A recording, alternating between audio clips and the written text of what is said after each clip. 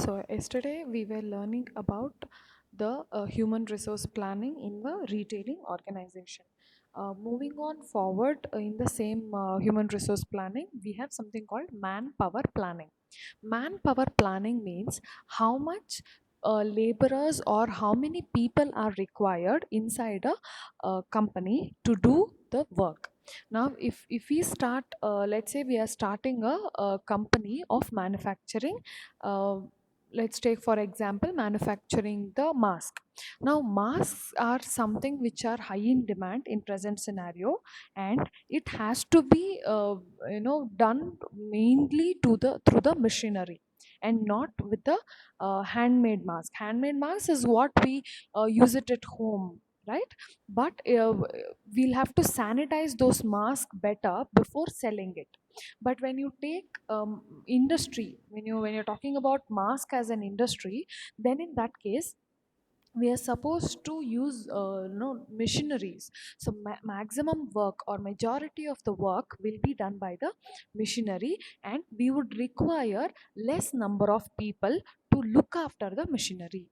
Now machinery or any machine will just work on the instruction of the laborer or the whatever programming we have added to it. So here what happens is we are supposed to make sure what type of the machine is there and what type of laborer or the manpower you require to take care of the machinery. Now suppose it is a machine, let's take for example in a hotel, they put this dosa to prepare a dosa batter. They put all the ingredients into the grinder, right? So that grinder, it just does the work of grinding, but to put the ingredients, to make sure the ingredient are in the correct consistency, and to take out once the procedure is done to remove the ingredients, that work has to be done by the manpower or the person. Now right work, right must be done at right time in a right place. So if you do the wrong work in the right place, then also it doesn't work out. And if the timing is wrong, everything goes wrong. So manpower planning is also known as human resource planning, which consists of putting the right number of people in right kind of right number of people is also important. You cannot just add up, or you cannot just send 50 people to do one work. So that one work you are supposed to either give it to one person or divide the work between few of them. So that is right number of people. Next, going on further is right kind of people. Right kind of people means, are they skilled at work? Do they know how to do the work? Or do they require any more training? All that has to be analyzed, and that is right kind of people. At the right place. Right place is that their home, or is it industry, or is it somewhere outside where they're supposed to work? And after place you have to check with the right time, which time they have to come to work. Now few works are supposed to be done when people are not there. Let's take for example putting tar to the, or doing the work of tar for the roads.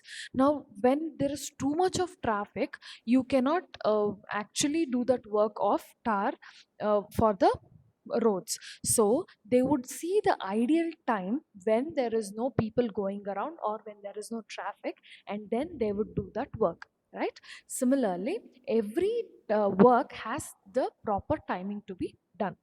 And all this, when it comes together, it will be and we will be able to, the manpower will be able to achieve the goals of the organization. Then human resource planning has got the important place in the arena of industrialization. Now industrialization has it's like compulsory to have a human resource planning. If you're not able to plan how to do the allocation of resources, then it is difficult for us and it is more confusing for us to go on further and complete the work. If we don't complete the work, again we will be having lot of demand for the product, but there is no supply for the product. There will be a misbalance, or the balance will be lost in the society. So human resource planning is one of the major important concept in the retailing, wholesale, manufacture, everywhere, in every part in general it is important. Okay, so there's certain procedure to be followed for the manpower planning. Now let us see what is that procedure. Now the procedure is analyzing the current manpower inventory. Now, current manpower inventory means how many employees are there with me as of now. Suppose if I have 50 employees, do I have enough work for 50 employees or not? Okay, if I don't have enough for 50 employees, can I relieve or can I ask few employees to go? Now, that is what happened during COVID-19 situation. They immediately had an analysis of how much work is left and how much for the amount of work is left, do I have enough manpower or enough employees? If I had enough employees, then there is no problem at all. I will be able to go on further, and I will not even relieve anybody. I will say, yes, everybody has work, please go on with the work. Suppose if I don't have enough work, then I would take or take out few of the employees and then say, okay, these people are temporarily relieved. Temporarily relieved means until I get work back, you people can stay home.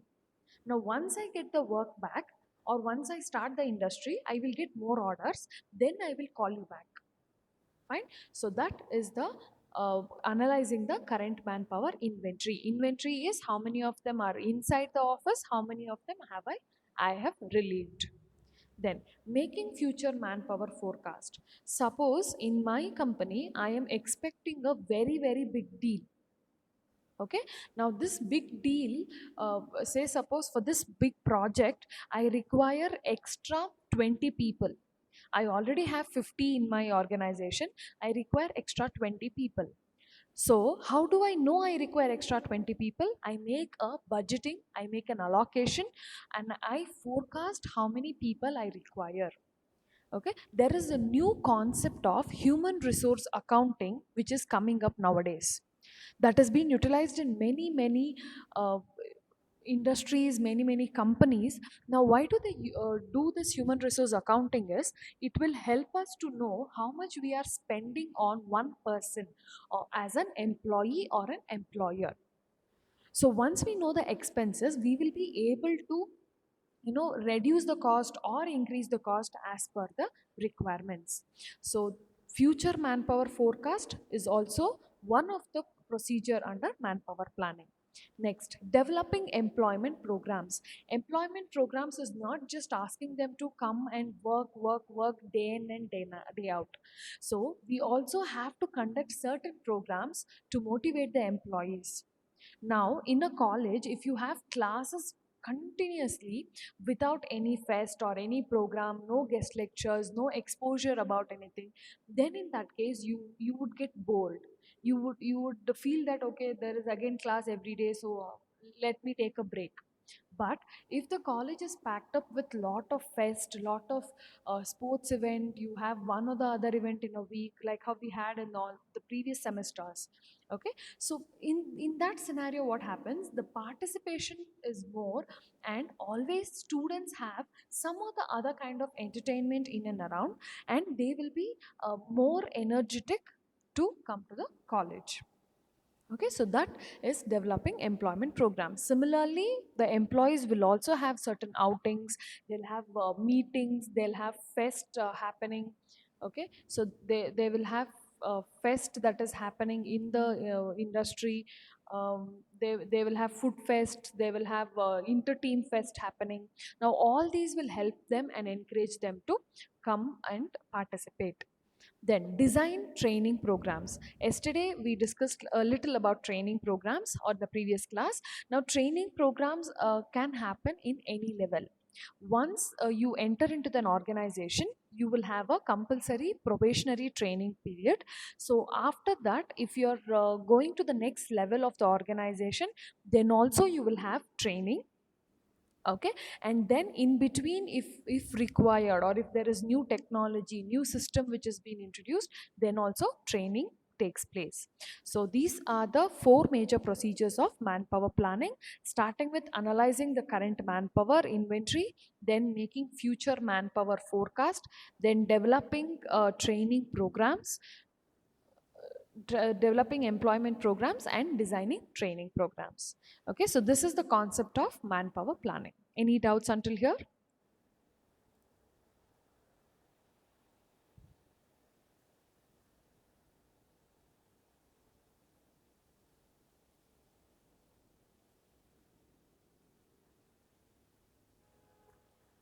Okay, so whatever we saw, the procedure of manpower planning, that has been explained here in detail. Okay, you can expect this for 6 marks question. This has been asked in the previous examinations. So let us go through that once again. So analyzing the current manpower. So how many departments do I have? How many employees are working? And how many employees I require for the new project? Or if I am getting an old project again back for reviewing, I have to keep certain people aside for that. So I will analyze lot of things in different scenarios. After deciding on different scenarios, then I will come and say, yes, I require 20 extra employees. Okay, next, making future manpower forecast. There are many techniques which can be used to forecast the future employee requirement. Okay, so in that we will see few of them. First is expert forecast. Now here there is something called Delphi technique, where it is an expert survey which will help us to analyze the work, and it will also help us to come to a conclusion of how many people are required to do particular job. Now say suppose we require two employees to shift the products from uh, the raw material section to the production section. Okay, from raw material section to production section, we want two employees to shift the products. Now here, if I increase my production, I would say, okay, let me add another employee so that this shifting part, okay, where you had only two, now if I have three, I will get products quickly, so I will be able to do my production also quickly.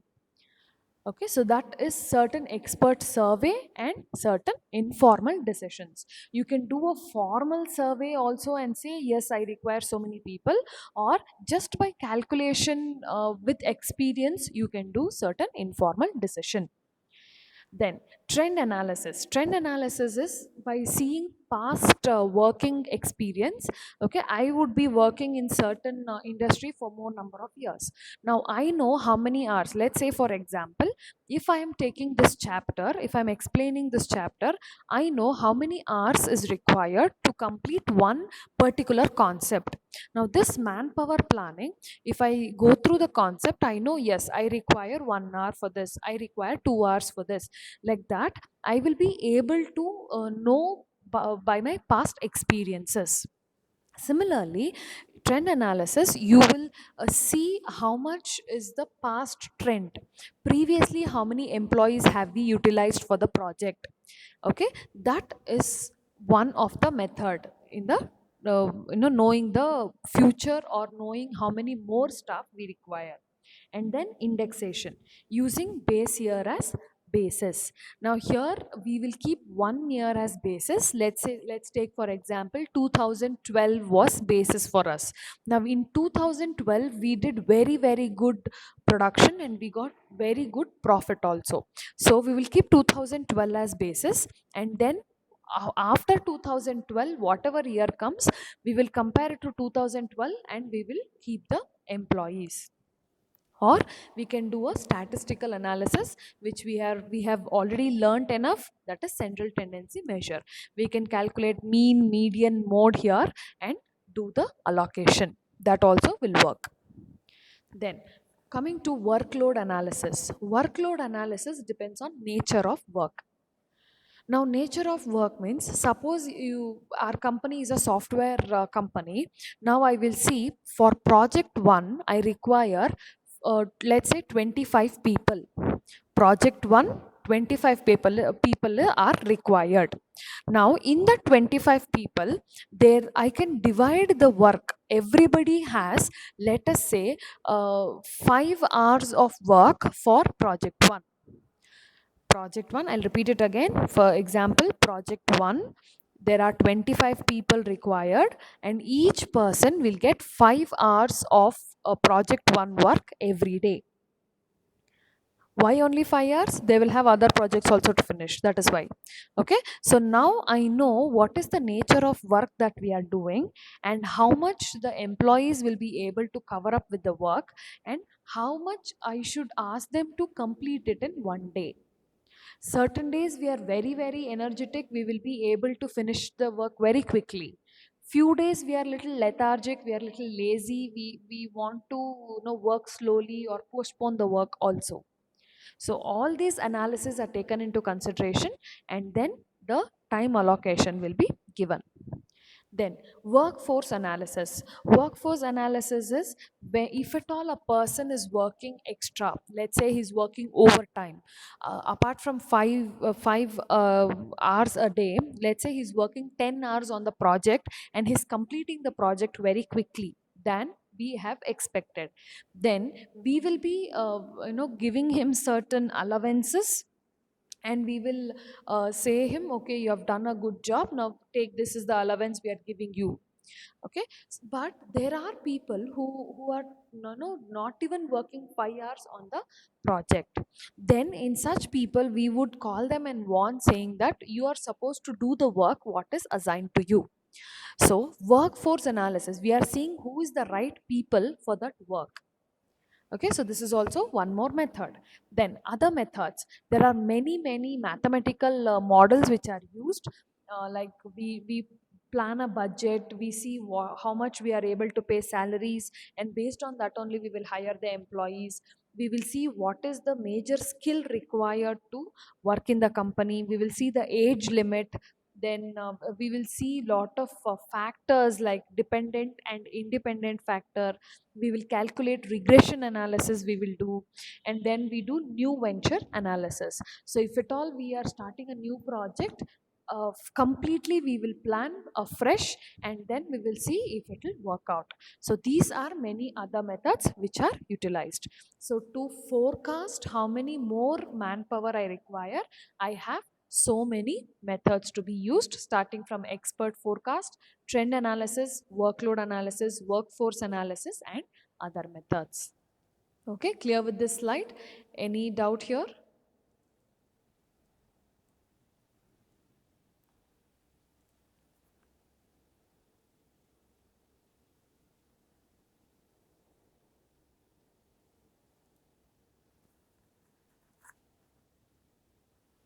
Next, the other two steps in manpower are developing employment programs. So here, which I already explained, so we will give them certain new programs, or we will ask them to rotate the job.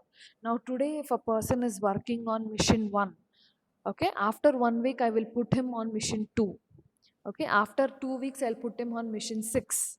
Now when I go on and change these people work, so they will be able to learn a lot of work in the organization. Same thing happens with the other department also. Now day 1 in accounts department, I will put one person into vouching. Okay, after 2 weeks I will change that person from vouching into documentation team. Then again after 1 month I will again change him into some other team. Okay, so this job rotation will always make sure that the work is going on in right place, and the employees are also growing by learning new things. Okay, so that is also a part of employment programs. Then design training programs, we have learned enough about training here. Technology is required today, you're supposed to know and improve your skills. Never say no for improvement. Okay, even though not here, anywhere you go also, whenever you get into any job also, whenever they say yes, see, this is requirement for the job, you say you are ready to learn. people who are People who are ready to learn, one hold on, students, please wait. Okay, just go through the slide, I'll just be back.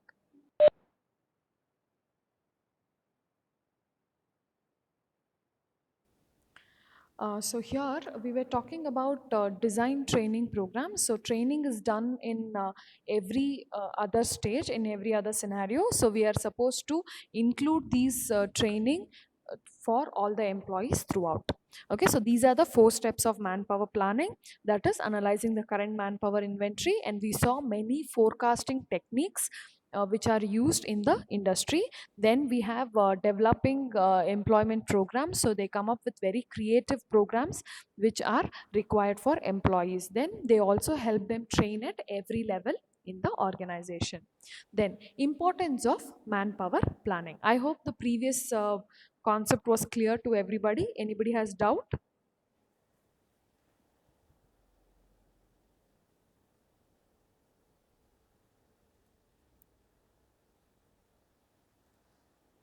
Okay. So going on further is your importance of manpower planning. Why we have to do so much of planning? We could have just told, okay, you do this work, you do this work. We could have told by orally. But why are we actually giving so much stress on the manpower planning? So we will understand that. So key to managerial function. So manpower planning is one of the major managerial function. Now here you will have 4 managerial function, that is planning, organizing, directing and controlling. Okay, now what happens is, when you start a company, you're supposed to plan how many people you require, for what work you require them, and how are you going to get the work from them, and how much are you going to pay to them. So there is a lot of terms and conditions that you're supposed to remember and work upon.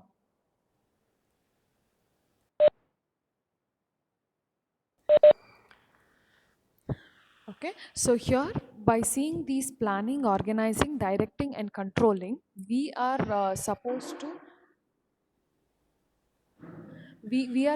to finish up these manpower. Okay, then HR will help us in implementation of the managerial act. Okay, then efficient utilization. Now here, how do we actually utilize this so many people in the organization? And there is this word called personnel. Now personnel means employees in the organization. Okay, make sure whenever you see this personnel, and if you see the spelling, it is PERSONNEL. Okay, and it is pronounced as personnel. So this personnel means, the word personnel means the employees in the organization, that and it's a formal term used in the HR. So how do you utilize this personnel in the complete organization? By giving job, or what sort of job you provide to them, everything is important. Then motivation. When you do a proper planning of manpower, you will be able to motivate the people or motivate the employees to do the right job. Many times the work will be very very monotonous means same type of work you will be doing. So suppose if one person is working on mission A, he works throughout his life on mission A only, so the work becomes very monotonous, and at one point of time they might lose the interest. So we are supposed to motivate, any company is supposed to motivate the employee, maybe by putting him onto the other work, or by giving him good incentives, or by changing a little timings of the work and all that. And apart from that, if at all he's been working in the organization for years together, there will be certain incentive plans also to be given. Okay, so that is motivation. Then better human relations. Now whenever you do a manpower planning, you will know who or which person is very clear about what work he's doing. Now you can see many few people are very good in communication skills. They know what they are talking. They are good speakers in the uh, industry. So for such people, they will be able to work in any environment, even though it is challenging or it is easy. They'll be able to work in any environment. So such few employees must also be considered in the organization. And once you start working in the organization, your colleagues, all will become your friends, and you will work as one family there. It's not that the family has to be blood related. Here family means your company friends together. So staffing function, where you have training, where you give them, where you help them to improve together, all that is important. Then higher productivity. Now when you motivate them in the best possible manner, the productivity of the person or the employee also increases. Now how does we increase our productivity? First thing, you should get self motivated. Every time you cannot depend on others to come and say, come on, you can do this. Okay, you yourself should motivate and say, yes, today I am supposed to finish so much of work, I'm supposed to finish so much of studies. Okay, all that is supposed to be observed and controlled. Okay, so that will increase your productivity. So when you when you plan for the people in the organization, it is because of all these factors. Okay, so these are importance of manpower planning. Any doubts in the previous slide?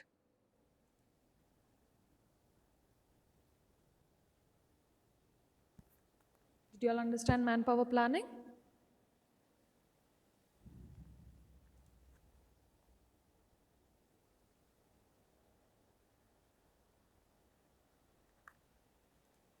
Okay, so the next concept is recruitment and training. Now we saw how human resources very important. Now how do we select them and how do we train them? Okay, so recruitment is a wide term. Recruitment means the procedure, the complete process of identifying that we want the person into the company, and we call the person, we do the interview. Okay, we discuss about the salary, and then we take him onto the job. Okay, all this together is called as recruitment. It's a very broader term. Training is a part of recruitment. Okay, once recruitment is completed, okay, the once we take that person onto the company, then we will start with the training. Fine. The process of finding and hiring the best qualified candidate from within or outside the organization. Now, here, from within or outside, you're supposed to understand that very properly, because from within means within the organization also you can have the person, or from the outside also. Now let us take for example, there is the first level where employees are recruited. Now, above the first level, the second level is there, and above that, the third level are managers. Okay, now what will happen? Now we have a vacancy for manager. There is no manager for so many people, first level and second level people. Now what do we do is, we can hire manager from within the organization. Within the organization means we have to check them from the first level and second level employees. Especially second level employees will be preferable, because they will be knowing what work is supposed to be done by first level and second level people. Okay, so that is within the organization. Other one is outside the organization. That is, I get a unknown person, I do the interview, I get an unknown person and make him a manager. But usually companies prefer someone within the organization, because they know everything about the industry, and they do not want to spend more on training, because these employees will already be trained about the industry or the company. So two sources, that is from within the organization and from outside the organization. I can see and select from wherever I want to do the recruitment. Then the recruitment process includes analyzing the requirements of the job. First, I have to see if there is a vacancy or not. After me checking with the vacancy, then I am supposed to give out advertisements or ads and attract employees to that job. After attracting the employees, when the employees come here, I am supposed to screen them. Screening means I will filter them out. Maybe I will do one round of interview, or I will give them a aptitude test, and I will see who is scoring best. That will filter out many of the employees. Then after that, selecting applicants out of whomever I have screened, I will select few best people. After me selecting the best people, I will hire them. Hiring means I will finalize on how much is their salary, what all they should follow, rules and regulations, everything will be given to them. Then integrating the new employee to the organization. Integrating means they have to come and set here to the organization. The environment should be comfortable for them, so they will go there to the organization and see around the environment. They will try to understand how the organization is, and then they will start working. So that is why they have the training here. So according to Edwin B. Hippo, this is a definition of recruitment, can be asked for 2 marks. Recruitment is a process of searching the candidates for employment and stimulating them to apply for jobs in the organization. Recruitment is the activity that links the employers and the job seekers. Here, recruitment is one process which will help people to get employed, and the companies also to get human resource to work for their company. So recruitment is one process of searching the candidates for the best job, and making them work in that organization. So that is recruitment and training. Now, what is the general procedure of recruitment? How do we recruit people? So let's see that. First, you're supposed to identify a vacancy. Now, in our previous example which I gave here, now I have to first understand, okay, there is no manager at all here. So I have to get some person who will be able to look after two level of employees. Okay, so that is identification of vacancy. And these identification also contains posts to be filled. How many posts are there vacant, like that? Number of person you require. Now if you see a government agency or a government college, you will have so many posts vacant. There will not be HODs, or there will not be a concerned officer required. So those are the vacancies. So they will count how many vacancies are there. There might be 2 people required, there might be 3 people required. Okay, so that is number of people. Duties to be performed. Now if I put a manager there in that place, what are his duties, or what all work he is supposed to do, I should define. Then qualifications required. Now to understand and get the work done, what is this qualification? Should I hire some other person without qualification, or do I need an MCOM or an MBA, or a person who is done his professional course? All that I am supposed to analyze. Okay, then the next point is preparing the job description. Job description simply says what all work we are supposed to do. Now you have someone called mentors or class teachers. So what is the work of a class teacher is clearly defined. Okay, apart from teaching as the main work, the other work is we maintain your attendance, we make sure we give you test and maintain your test marks, and we have conversation with your parents, like parents teachers meeting which will happen. We try to guide you, we try to help you out in wherever you find it difficult in any subjects. Okay, all these are part of job description of a class teacher. Now similarly, every job will have a job description and person specification. Now let's say it is a job in mining. Okay, in an iron ore, the person is supposed to do the mining. Now for mining, the person, if you take someone who is working in AC and leave him in the hot sun, he will just get burnt up in within few minutes, right? And he'll not be able to do the work. So the person's specification is also required. Okay, the person should be healthy enough, the person should be strong, he should be able to work in the very very rough and tough job. Okay, he should not care about any other things around. He should do his job. Dedication is important, all that we give. So that is person specification. First is job description, continued with person specification.